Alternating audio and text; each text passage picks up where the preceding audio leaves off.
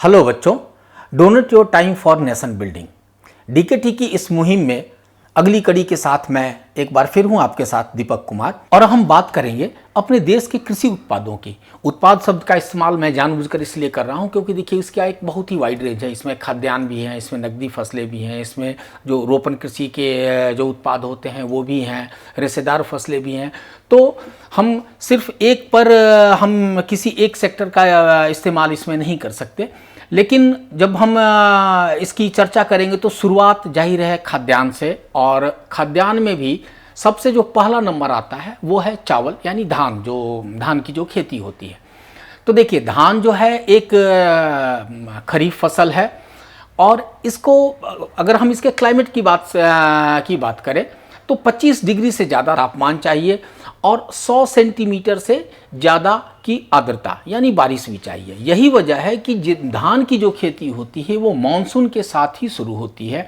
धान की कुछ एक ऐसी किस्म है जैसे बासमती वगैरह, उनको ज़्यादा पानी चाहिए होता है खेतों में। तो ये मानसून के साथ धान की जो खेती है वो शुरू होती है और सितंबर अक्टूबर तक आते आते जो है इसकी कटाई शुरू होती है। धान अगर हम कहें तो अपने देश में इसका काफ़ी बड़ा क्षेत्र है। अगर हम देखें तो जो उत्तर पूर्व के जो मैदानी हिस्से हैं, जो पूर्व तटीय मैदान हैं, जितने नदियों के डेल्टे हैं जैसे कि हम महानदी, कृष्णा, कावेरी, गोदावरी, ये सारे के सारे जो डेल्टाई प्रदेश हैं वो सब जगह वहाँ पर धान की खेती होती है। इसके अलावा कहीं पर आप देखेंगे पहाड़ में अगर घाटियाँ हैं जहाँ पर कि जो असम का क्षेत्र हुआ वहाँ पर भी धान की खेती होती है। तो कहीं भी ऐसा जहाँ पर कि क्लाइमेट मिले, जलोढ़ मिट्टी के मैदान हो, वहाँ पर धान जो है वो परंपरागत तरीके से उपजाया जाता रहा। तो ये जो क्षेत्र है, अब इसमें एक नया क्षेत्र जो है, चूँकि धान की फसल को पानी ज़्यादा चाहिए, तो जहाँ पर इरिगेशन की सुविधा है तो इसमें जो नए क्षेत्र आए हैं वही कारोबारी तौर पर, जिसका मैं पहले भी जिक्र कर चुका हूँ, उसमें हरियाणा और पंजाब का ये है। अब धान के बाद जो नंबर दूसरा जिसका है वो है गेहूँ।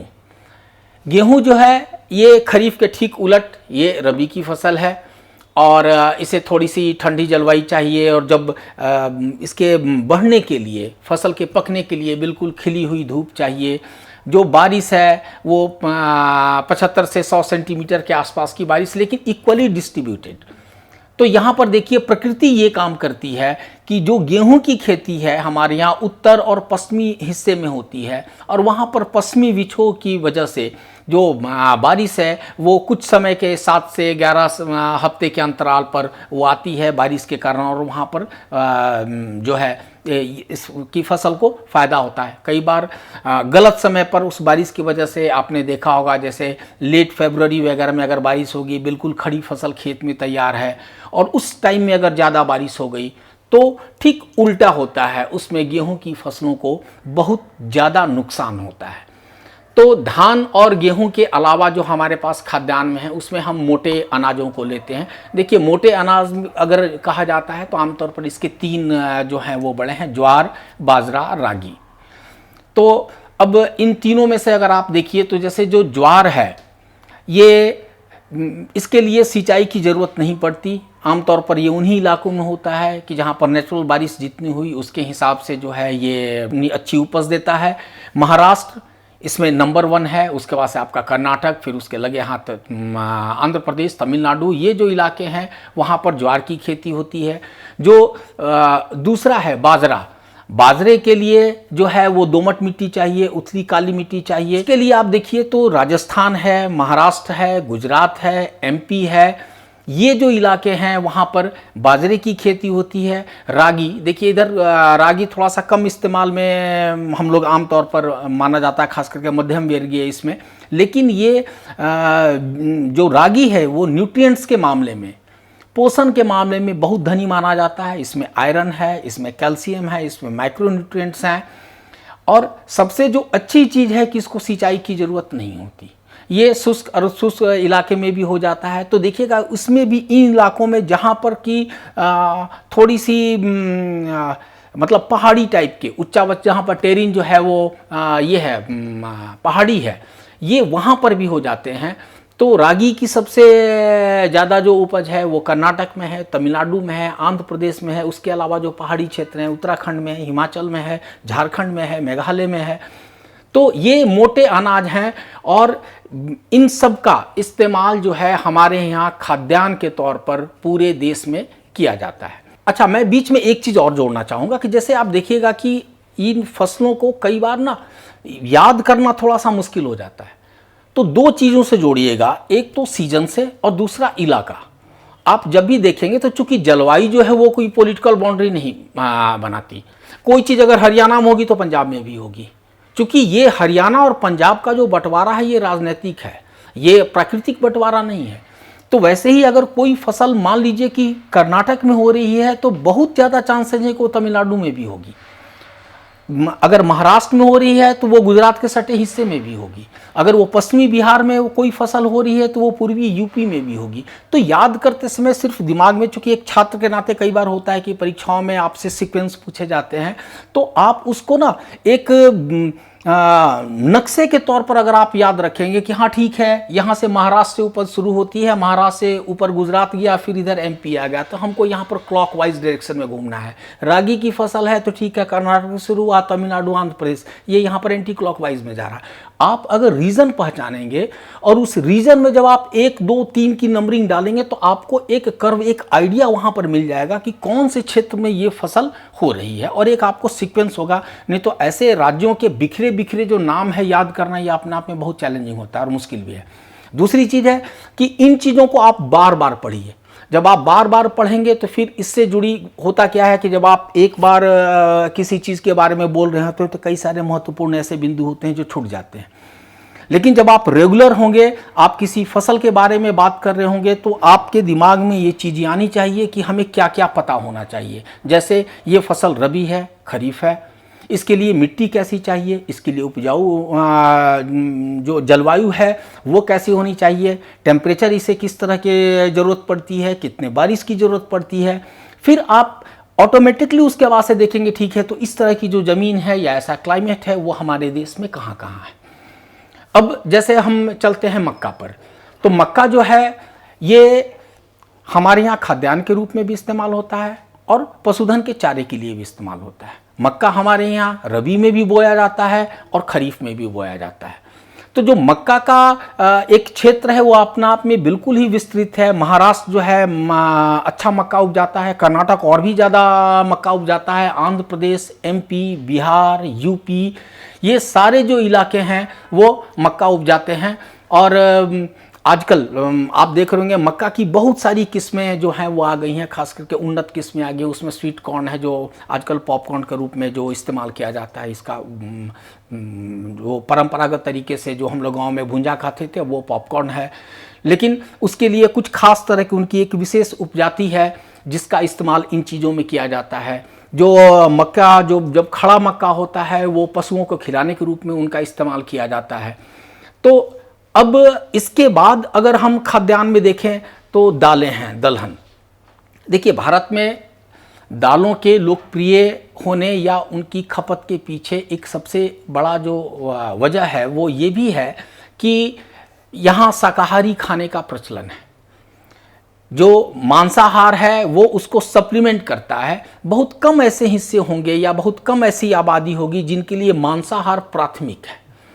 लोगों के फूड हैबिट्स चेंज हो रहे हैं, लेकिन दाल जो है वो प्रोटीन का सबसे अच्छा और सुलभ नेचुरल सोर्स है। तो दाल काफ़ी हमारे यहाँ महत्वपूर्ण हो जाता है। और आप देखिए कि हमारे यहाँ दलहन फसलों का एक बहुत ही बड़ा रेंज, जैसे वो अरहर है, मूंग है, मसूर है, फिर आप मटर है। तो जो दलहन फसलें हैं उनका अगर इनमें एक देखिएगा, इनमें एक खासियत भी पाई जाती है कि आखिर इनकी बुआई कब होती है। तो अगर हम सिर्फ अरहर को छोड़ दें तो जितनी भी दलहन फसलें होती हैं उन सबों के जड़ में गांठें पाई जाती हैं।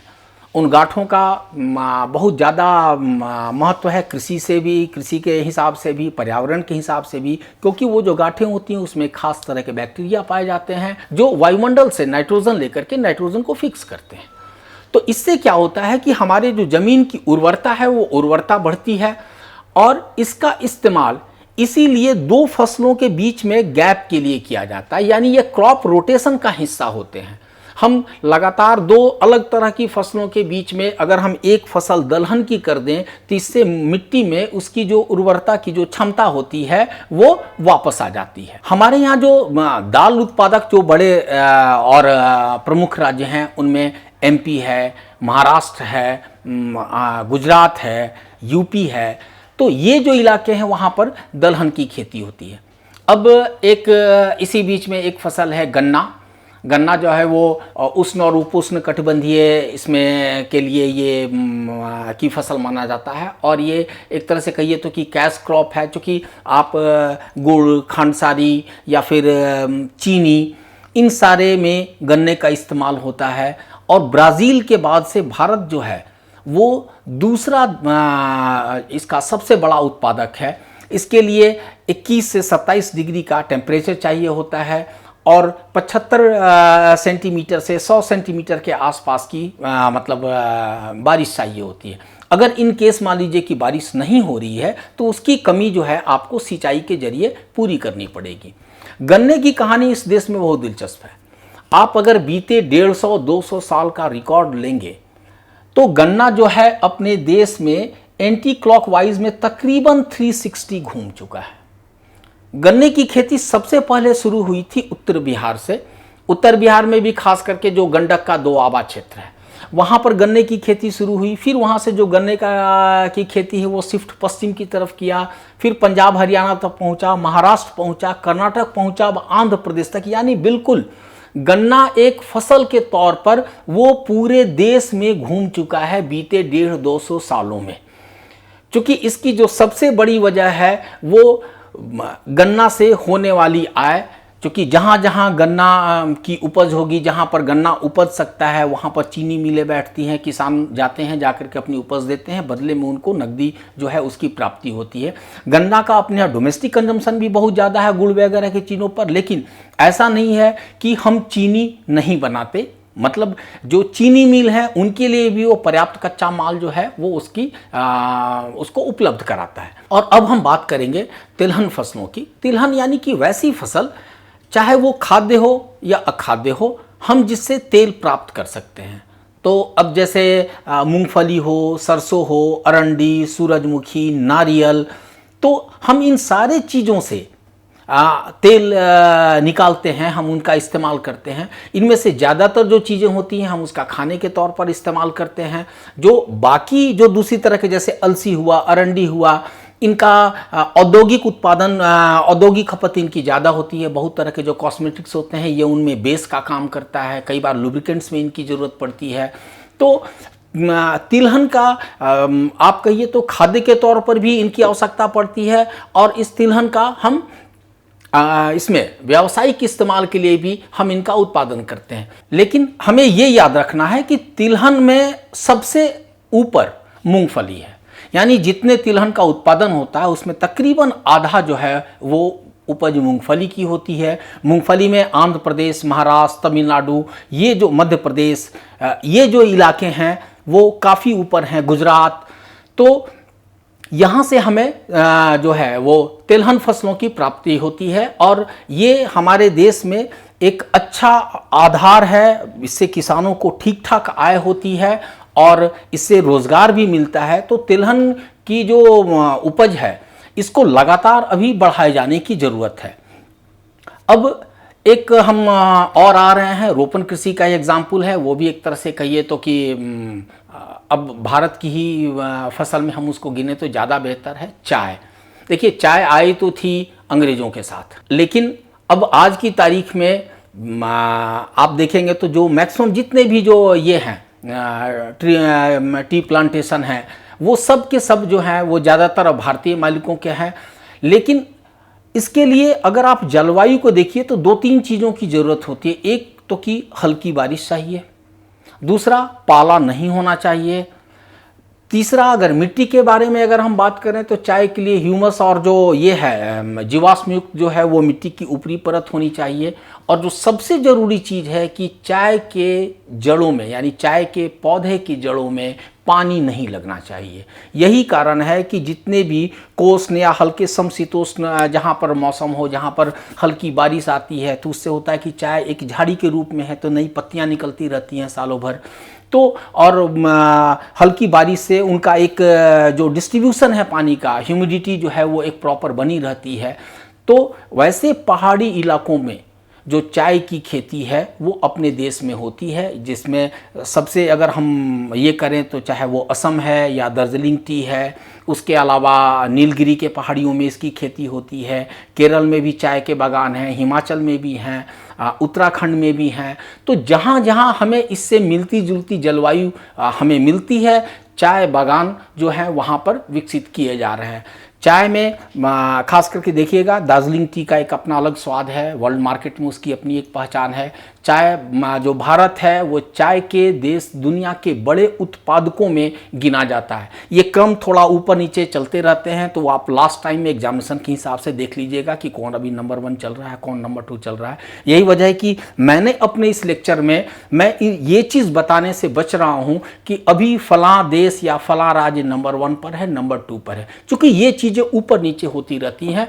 वो आप लास्ट टाइम में एग्जामिनेशन के पहले आप ये जो सीक्वेंस है वो आप उसको चेक कर लेंगे। हाँ, आपके लिए मोटे तौर पर ये जानना बहुत ज़रूरी होता है कि कहाँ कहाँ हो रहा है। फिर बाकी तो वो रेस है, कई बार बहुत सारे फैक्टर्स होते हैं कि कोई राज्य में अचानक जो है किसी साल में कहीं कम फसल हुई, कहीं पर ज़्यादा फसल हुई। चाय के बाद एक और फसल है कपास। माना जाता है कि भारत जो है वो कपास की जन्मभूमि है। कपास के लिए जो काली मिट्टी है वो सबसे बेहतर मानी जाती है। कपास के लिए जो सबसे ज़्यादा ज़रूरी है वो है पाला रहित 280 दिन। पाला नहीं पड़ना चाहिए, नहीं तो कपास की फसल खराब हो जाएगी। खिली धूप चाहिए, उससे जो रेशे होते हैं कपास के वो चमकीले होते हैं। जो अपने देश में जाहिर है कि काली मिट्टी चाहिए, तो आप काली मिट्टी का प्रदेश आप देख सकते हैं। वो जो पूरा महाराष्ट्र का जो हिस्सा है काली मिट्टी का प्रदेश, या फिर मालवा उससे जुड़ा गुजरात, राजस्थान के भी कुछ हिस्सों में, कर्नाटक के हिस्सों में, तो वहाँ पर जो है वो कपास की खेती की जाती है। हालांकि भारतीय कपास दुनिया के अगर लेवल में देखें तो बहुत ज़्यादा उन्नत किस्म की नहीं होती है, लेकिन हाँ इतना ज़रूरी है कि मतलब वो गौन भी नहीं है। कपास हमारे यहाँ का एक महत्वपूर्ण व्यावसायिक उत्पाद है। और जो कपास में आजकल नई किस्में भी जो हैं वो उन्नत की जा रही हैं, क्योंकि देखिए कपास की खेती को एक जो सबसे ज़्यादा मुश्किल होती है वो है कीड़े से। अगर पाला से बच गया कपास तो फिर कीड़े उसको परेशान करते हैं। तो उसके लिए अलग अलग तरीके के जो हैं वो कपास की वैरायटी डेवलप की जा रही है आजकल। इसमें जो है उसके कई संकर किस्में भी हैं। आजकल जो जेनेटिक चेंजेस के बाद से भी कुछ उन्नत किस्मों को विकसित किया जा रहा है, ताकि उसको किसानों के फ़ायदे को मैक्सिमम जो है वो बढ़ाया जा सके। और अब बात करते हैं कॉफ़ी की। भारत जो है वो करीब दुनिया का 4% कॉफ़ी का उत्पादन करता है। और यहाँ पर जो कॉफ़ी की किस्म पाई जाती है उसको कॉफ़ी अरेबिका कहते हैं, जिसका मूल स्थान यमन है। यमन से ही कॉफ़ी भारत पहुँची। भारत में इसकी शुरुआत जो है वो जाहिर है कि जिस तरह का उसको मौसम जलवायु चाहिए था, कॉफ़ी को चाय से मिलती जुलती जलवायु चाहिए होती है। तो यही वजह है कि उन इलाकों में ही कॉफ़ी का उत्पादन होता है। तो बाबा बुदन से शुरू हुई। आप उसका नाम, बाबा बुदन का नाम आप लौह के उत्पादन क्षेत्र के को लेकर के वो ज़्यादा फेमस है। तो वहाँ से फिर नीलगिरी हिल्स जो है वहाँ पर कॉफ़ी का उत्पादन होता है। तमिलनाडु के कुछ और क्षेत्रों में होता है, केरल के क्षेत्रों में होता है। तो कॉफ़ी जो है एक जो इंडियन कॉफ़ी जो है, कॉफ़ी अरेबिका, ये एक बहुत डिमांड वाली ब्रांड है। कम से कम पूरी दुनिया भर में इसकी काफ़ी मांग होती है, इसलिए इसको भी ठीक ठाक जो है अब प्रोत्साहन मिल रहा है। इसके बाद देखिए रबर। रबर जो है वो एक बिल्कुल ही उष्णकटिबंधीय ये है फसल है। रबर के पेड़ होते हैं, पेड़ से लेटेक्स निकलता है और फिर उसका जो है वो कमर्शियल इस्तेमाल अलग अलग ज़रूरत के हिसाब से किया जाता है। तो उसके लिए 25 डिग्री सेल्सियस से ज़्यादा टेम्परेचर चाहिए, 200 सेंटीमीटर से ज़्यादा बारिश चाहिए। तो मिला जुला करके जब आप देखेंगे कि रबर आप विषुवत रेखा के जितने करीब होते जाएंगे, जहाँ पर विश्वतीय वन के जलवायु प्रदेश होते हैं, रबर जो है उन जगहों पर ज़्यादा होता है। तो अपने यहाँ आप कर्नाटक, तमिलनाडु, फिर केरल, उसके अलावा अंडमान निकोबार, तो इनके जो कुछ हिस्से हैं, मेघालय, तो वैसे क्षेत्रों में रबर के बागान अपने देश में मिलते हैं। हम बहुत ज़्यादा नहीं है, रबर का उत्पादन भारत बहुत ज़्यादा नहीं करता है, लेकिन चूंकि हमारे देश में होता है तो हमें इसकी जानकारी होनी चाहिए। रेशेदार फसलों में इसके अलावा 2-3 और बसते हैं कपास के बाद, जैसे जूट, सन, रेशम। इसमें से देखिए कपास, जूट और सन, ये तीनों तो हम पौधे से लेते हैं, लेकिन जो रेशम है वो अलग है। इंडिया में मलबरी जो रेशम है वो सहतूत की पत्तियों पर उनके कीड़ों को पाला जाता है, या फिर कीड़ों को उनकी हरी पत्तियां खिलाई जाती हैं, उससे कोकून बनता है और फिर कोकून से निकाल कर जो है वो रेशम का उत्पादन किया जाता है। इसमें कई सारे जो खास करके झारखंड में ये काफ़ी विकसित है। झारखंड है, उड़ीसा है, साउथ के कुछ एक स्टेट हैं, नॉर्थ ईस्ट में है, जहाँ पर कि रेशम पालन को बढ़ावा दिया जा रहा है। रेशम पालन को सीरी कल्चर कहते हैं। कई बार ये चीज़ पूछा जाता है कि सीरी कल्चर किस चीज़ से जुड़ा हुआ है, तो एक इस शब्द को याद रखिएगा। बाकी अगर आप देखें जूट, तो जूट की एक अपनी अलग कहानी है।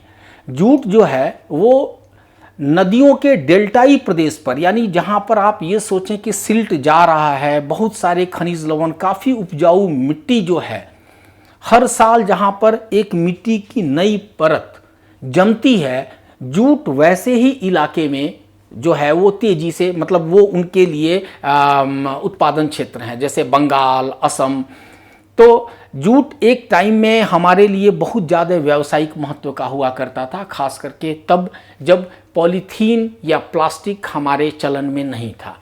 तो जूट के बोरे बनते थे, लेकिन जाहिर है कि उस पर भारत, बांग्लादेश, इन जैसे देशों की मोनोपोली थी। बाद में जब नायलॉन की रस्सियाँ आने लगी, प्लास्टिक के बैग आने लगे, तो जूट की डिमांड पर और इसके उपज पर भी काफ़ी असर पड़ा। हालांकि अभी भी इसको पारंपरिक तरीके से कई सारे जो हैं औद्योगिक जो इस्तेमाल होते हैं, जैसे झोले में या फिर हस्तकला, शिल्पकला, इन सारी चीज़ों के लिए जूट अभी भी अपना महत्व रखता है और इनको बढ़ावा हर संभव देने की कोशिश हो रही है। लिनेन जो कपड़े बनते हैं वो भी उससे निकलते हैं। तो इस वजह से एक ज़माने में जो कभी गोल्डन फाइबर कहा जाता था, आजकल थोड़े से उसके दिन गर्दिश में चल रहे हैं। हालांकि कोशिश है कि इसको एक बार फिर एक नई ऊर्जा दी जा सके। तो हमने एक जिसको कहते हैं ओवरव्यू हमने डाला कि हमारे देश में कौन कौन से कृषि उत्पाद हैं, कहाँ होते हैं, उनकी क्या विशेषताएं हैं। अब हम बात करेंगे देश में जो कृषि को लेकर के है संस्थागत सुधार। अब देखिए संस्थागत सुधार, सबसे पहले हमको समझना पड़ेगा कि संस्थागत सुधार का क्या मतलब है। अगर मान लीजिए कि कोई क्षेत्र है, अगर हम उसको भगवान के भरोसे छोड़ दें कि हाँ ठीक है आप करो, आपकी समस्या है, आपको फ़ायदा हुआ तो आपका, घटा हुआ तो आपका, तो हम इसमें किसी भी क्षेत्र में विकास की उम्मीद नहीं कर सकते। चूँकि देखिए कृषि एक बहुत ही व्यापक क्षेत्र है। इससे जो लोग जुड़े हैं वो आपकी देश की सबसे ज़्यादा, मतलब जिसमें की बात की जा रही है, तकरीबन 3/4 लोग जो थे वो एग्रीकल्चर से ही जुड़े थे। भले अभी ये संख्या घट करके 60-63% के आसपास हुई हो। तो अच्छा, उसमें भी असमान स्तर के लोग हैं, मतलब गरीब भी काफ़ी हैं, मध्यम वर्ग के लोग हैं, तो जिनका पूरा का पूरा जो जीवन है वो कृषि पर है। तो जब तक हम लोगों का या उस पूरे सेक्टर का अगर हम विकास चाहते हैं, तो ऐसे में सरकारों को या संस्थाओं को इंटरवीन करना पड़ता है, उनको कुछ सहूलियतें देनी पड़ती हैं, उन्हें कुछ एक सिस्टम बनाने पड़ते हैं, ताकि जो उस पूरा क्षेत्र है, वो जो पूरा क्षेत्र है उसमें सुधार हो सके, उससे जुड़े लोगों को फ़ायदा पहुंच सके। तो यही वजह है कि इन तरह के जो सुधार होते हैं, जो सरकार की तरफ से किए जाते हैं, जो एक बेहतर माहौल, बेहतर परिवेश बनाने के लिए किए जाते हैं, हम उनको संस्थागत सुधारों के श्रेणी में रखते हैं। 3 जो थे वो महत्वपूर्ण बिंदु थे जब देश आज़ाद हुआ। सबसे जो बड़ा सुधार, जो सबसे बड़े सुधार की ज़रूरत थी, वो था जोतों का आकार। जोतों का आकार ये हम पहले भी चर्चा कर चुके हैं कि जितनी भी घनी आबादी वाले इलाके थे वो जोत कई हिस्से में बंटते गए। पहले बड़े थे, फिर छोटे हुए, फिर और छोटे हुए, फिर काफ़ी छोटे हो गए। तब सवाल है कि अगर खेतों का आकार बहुत छोटा हो तो आप उसका बहुत ज़्यादा लाभ नहीं ले सकते। आप ये समझ लें कि आप उसमें मशीनीकृत आप खेती कैसे करेंगे, छोटे छोटे जोत हों, कई जगहों पर हों, तो उसका कोई मतलब नहीं है। एक ही किसान जो है वो अगर एक जगह पर अगर उसको ज़मीन मिल जाए तो जाहिर है कि वो उसका एक बेहतर इस्तेमाल करेगा। तो जो जोतों के आकार में सुधार के लिए चकबंदी लाया गया, ताकि कम से कम चकबंदी का कॉन्सेप्ट ये है कि आपकी ही ज़मीन है, अगर वो 4 जगहों पर है तो कोशिश की जाएगी कि छोटे छोटे चक की बजाय आपको एक बड़ा चक दे दिया जाए। अब इसमें देखिए, इससे नो डाउट इससे सुधार तो हुआ, लेकिन ये कई तरह के विवाद की भी चीज़ थी। जैसे सैद्धांतिक तौर पर ये चीज़ कहने में बहुत आसान लगती है, लेकिन ज़मीन पर इसको अमल कराना बहुत मुश्किल है, क्योंकि एक आदमी के 3 कैटेगरी के खेत हो सकते हैं। अब कोई बोलेगा कि नहीं, मेरी जो ज़मीन की क्वालिटी है वो बेहतर है, हम अच्छी क्वालिटी की ज़मीन देके घटिया क्वालिटी की ज़मीन नहीं लेंगे। दूसरी चीज़ है कि वो जोत हमें कहाँ मिल रहे हैं। हर किसान चाहेगा कि मेरे घर के पास हो, मेरे गांव के नज़दीक हो, हमें कम दूरी तय करनी पड़े।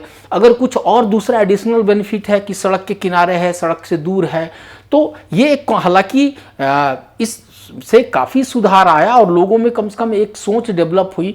और चकबंदी आप कह सकते हैं कि पूरी तरह से अगर पास नहीं हुआ तो पूरी तरह से फेल भी नहीं हुआ।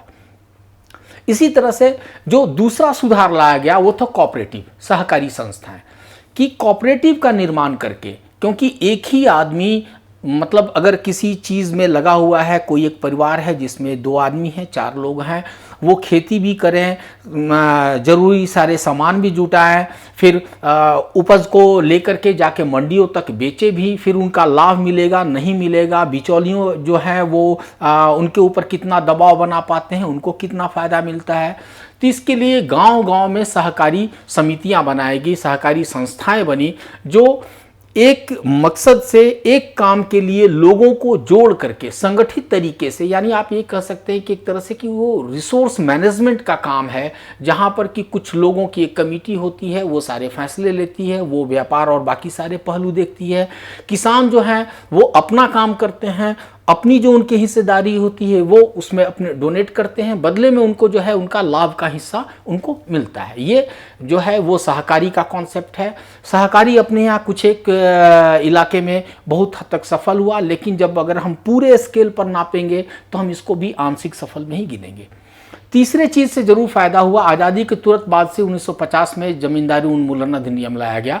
यानी कि जो जमींदारी थी ब्रिटिशर्स के टाइम में, जो लोगों को जमींदारी दे दी जाती थी, उसके बदले में जो अंग्रेज होते थे वो पैसे लेते थे, उनसे रेवेन्यू लेते थे। वो एक तरह से पट्टा होता था जो ठेकेदारी का है कि साल में या 5 साल में आप मुझे इतने पैसे दोगे, अब आप उसको किसानों से चाहे जैसे वसूलो। तो जमींदारी प्रथा का उन्मूलन बहुत ही जरूरी था, उसको खत्म कर दिया गया ताकि जो काश्तकार है, जो जोत रहे जमीन को, वो उसके असली स्वामी बन सके।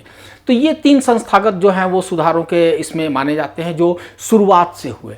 इस बारे में जो एक फिर दूसरा जो सुधार देखने को मिला वो 60 और 70 का दशक था, जिसमें 2 क्रांतियाँ आई। एक हरित क्रांति जिसकी शुरुआत वही पंजाब में किया गया या कुछ निश्चित जगहों पर, कि हम पहले उसके लिए 16 जिले चुने गए और हुआ कि ठीक है हम यहाँ पर बिल्कुल ही आधुनिक तरीके से करेंगे, उन्नत बीज, अच्छे खाद, जो सिंचित क्षेत्र हैं वो, और हम वहाँ पर फिर तब देखेंगे कि हमें इसका क्या रिजल्ट आता है।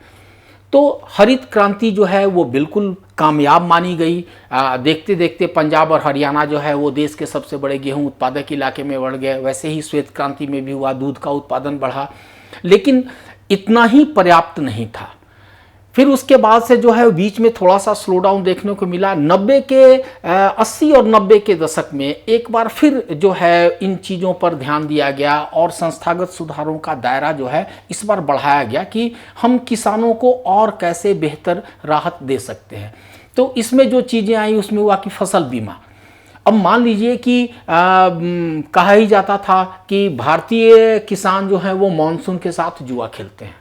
मानसून अगर अच्छा रहा तो फसल अच्छी मिल गई, अगर मान लीजिए कि मानसून ने धोखा दिया तो सारी की सारी मेहनत गई। कभी सूखा, कभी बाढ़, कभी मान लीजिए आगजनी हो गई, कभी चक्रवात का असर आ गया, भूकंप की वजह से जो है वो काफ़ी ये हुआ। तो ऐसी स्थिति में अगर जो बड़े किसान हैं वो तो इस तरह के झटके को बर्दाश्त कर सकते हैं, लेकिन छोटे किसान जिनकी जीविका का साधन ही उनके खेतों से मिली उपज है, वो कैसे सर्वाइव करेंगे। तो वहां पर कंसेप्ट आया कि ठीक है, फसल बीमा योजना जो है वो वहां पर लागू की जाए। फिर इसके बाद से थोड़ी सी और जो किसानों के लिए जो सहूलियत प्रदान की गई उसमें यह था कि ठीक है, किसानों को हम कम दर पर लोन देंगे ताकि कृषि कार्य के लिए, खाद के लिए, बीज के लिए, पंपिंग सेट के लिए और भी जो दूसरे सारे संयंत्र हैं उनके खरीदारी के लिए किसानों को पैसे की ज़रूरत होती है, तो हम उनको कम रेट पर लोन उपलब्ध कराएंगे।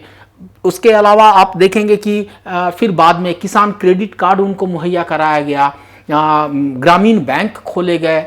तो ये जो चीज़ें आती हैं वो सहकार मतलब सरकार के द्वारा उठाए गए संस्थागत सुधार में कहलाते हैं। फिर देखिए इसी में एक और चीज़ है जो सरकार की नीतियाँ हैं। मान लीजिए कई बार होता है कि एक कॉन्सेप्ट है न्यूनतम समर्थन मूल्य, मिनिमम सपोर्ट प्राइस। वो आप सुनते होंगे, खबरों में भी कई बार आता होगा कि ठीक है, सरकार ने गन्ने का न्यूनतम समर्थन मूल्य इतना घोषित किया है, गेहूं का इतना घोषित किया है।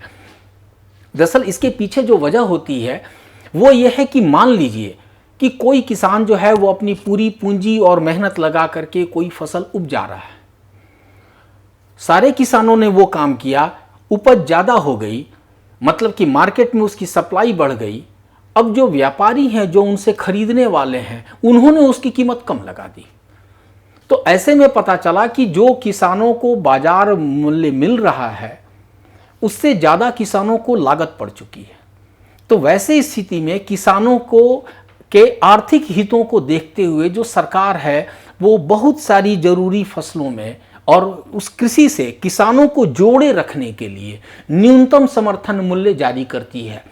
और इसका मतलब हुआ कि सरकार का ये एक तरह से ये खुला अपील होती है किसानों से कि हमने ये रेट तय कर दिया, इतने रुपये क्विंटल, और अगर आपसे कोई दूसरा आपके उत्पाद को, आपकी फसल को नहीं खरीदता है तो आप सीधा मेरे पास आ जाना, मैं आपसे ये फसल इस रेट से खरीदने की गारंटी देता हूँ। न्यूनतम समर्थन मूल्य का मतलब यही होता है। तो ये इसलिए है ताकि किसानों का मनोबल जो है वो बना रहे, वो जो मेहनत कर रहे हैं उनको उनका फ़ायदा मिले। तो आज की तारीख में जो इस तरह के ये, अच्छा एक लगे हाथ एक और भी चीज़ छूट रही थी, सब्सिडी का एक बहुत ही इंपॉर्टेंट रोल है। क्योंकि देखिए आज की जो कृषि है वो पुराने ज़माने से काफ़ी उसमें बदलाव है। जब आप खेती करते हैं तो बीजों की कीमत किसानों को चुकानी पड़ती है, खाद, पेस्टिसाइड हैं, कीटनाशक हैं। तो इन चीज़ों में अब किसान को अच्छी फसल के लिए, कोई भी किसान अगर चाहता है कि वो खेती करे या फिर अच्छी फसल ले तो उसे पहले इन चीज़ों के माध्यम से निवेश करना होता है। अब मान लीजिए कि कोई उर्वरक है, यूरिया है, फास्फेट है या कोई दूसरे इस तरह के उर्वरक है जिनको बनाने की लागत ज़्यादा आती है, तो मार्केट में अगर वो खाद या उर्वरक मिल रहा है तो किसान अगर वो फैक्ट्रियां या जो कंपनियां हैं जो उर्वरक बेच रही हैं वो जिस दाम पर अगर वो बाजार मूल्य पर बेचेंगी तो किसान उनको खरीद नहीं पाएंगे। तो ऐसी स्थिति में जो सरकार है वो उन कंपनियों को सब्सिडी देती है ताकि बाजार मूल्य को नियंत्रित किया जा सके, उसको कम किया जा सके और किसान जो हैं वो लाभान्वित हों, उनको कम से कम अपने ज़रूरत की जो चीज़ें हैं, एग्रीकल्चर सेक्टर की जो चीज़ें हैं वो उनको सस्ती मिले। तो किसानों में तो कृषि में विकास के लिए, जैसे कि हम चाहते हैं कि आप देखिएगा बहुत सारे एग्रीकल्चर टूल्स जो होते हैं, अगर आप खेती के उद्देश्य से आप बहुत सारे आप बैंक से भी लोन लेंगे, अब आपको वहाँ पर भी छूट मिलेगा। जो कृषि संयंत्र जो हैं, जो कृषि कार्य में इस्तेमाल होते हैं, चाहे वो थ्रेसर हो या हार्वेस्टर हो या पंपिंग सेट ही हो, आजकल सोलर पंप आया हुआ है, इन सारे चीज़ों में किसानों को जो राहत दी जाती है वो सब्सिडी के जरिए दी जाती है। आजकल कई बार अब जब हम आर्थिक नीतियों की बात करेंगे तो वहाँ पर देखेंगे कई बार सब्सिडी की इस नीति की आलोचना होती है, क्योंकि अल्टीमेटली इन तमाम सब्सिडीज़ का बोझ जो है वो सरकार के खजाने पर पड़ता है। वो पॉलिसी का मामला है, उसकी बात अलग। अभी हम संस्थागत सुधारों की बात कर रहे हैं। इन तमाम चीज़ों के बाद एक जो आता है, हम उसे कहते हैं खाद्य सुरक्षा, फूड सिक्योरिटी। अगर कोई आदमी जिंदा है, इस धरती पर है, तो उसे खाना मिलना ही चाहिए। और इस बात की गारंटी सरकार को देनी है। आपने पढ़ा होगा काफ़ी दिन पहले जो घटनाएं हुई थी इस देश में, कालाहांडी जो इलाका है, अब तो स्थिति बहुत बदल गई है, लेकिन जैसे वो भूखमरी को लेकर के सुर्खियों में आया था। अभी भी आप देखते होंगे कि अगर भूख से कोई मौत होती है तो ज़्यादा मतलब उस पर सनसनी होती है, लोगों को आकृष्ट करता है। क्योंकि ये बात हैरान करती है कि 21वीं सदी के भारत में कहीं कोई मौत जो है वो भूख की वजह से हो रही है। तो अब सवाल है कि इसके लिए हम फूड सिक्योरिटी से निपटने के लिए सरकार ने कौन कौन सी रणनीति बनाई है या फिर इसके क्या प्रावधान है। तो देखिए, इसके दो तरीके हैं। एक जो होता है वो है बफर स्टॉक। बफर स्टॉक का मतलब हुआ कि देश में जो खाद्यान्न के भंडार होते हैं, आप देखते होंगे कई बार कई सारी चीज़ों में जब कीमतें ऊपर नीचे जाती हैं तो सरकार जो है वो ऐलान करती है या फिर लोगों को समझाती है कि ठीक है, चिंता की बात नहीं है, देश में खाद्यान्न की कमी नहीं होगी। चाहे वो बाढ़ की स्थिति हो, किसी भी तरह की प्राकृतिक आपदा हो, तो वो जो बफर स्टॉक है वो कम से कम फूड सिक्योरिटी के लिए आप उसे अपना मतलब अन्न भंडार कह सकते हैं। दूसरा जो है वो है पीडीएस, जन वितरण प्रणाली, मतलब पब्लिक डिस्ट्रीब्यूशन सिस्टम। इसके जरिए है कि हम समाज का जो भी कमज़ोर तबका है हम उसको खाद्य सुरक्षा दे सकें। यानी जाहिर है कि सरकार के पास उन सारे लोगों की एक लिस्ट है, हम लिस्ट पर भी आएंगे, जिसके तहत दो लोग बांटे गए हैं आमतौर पर कि एपीएल, बीपीएल।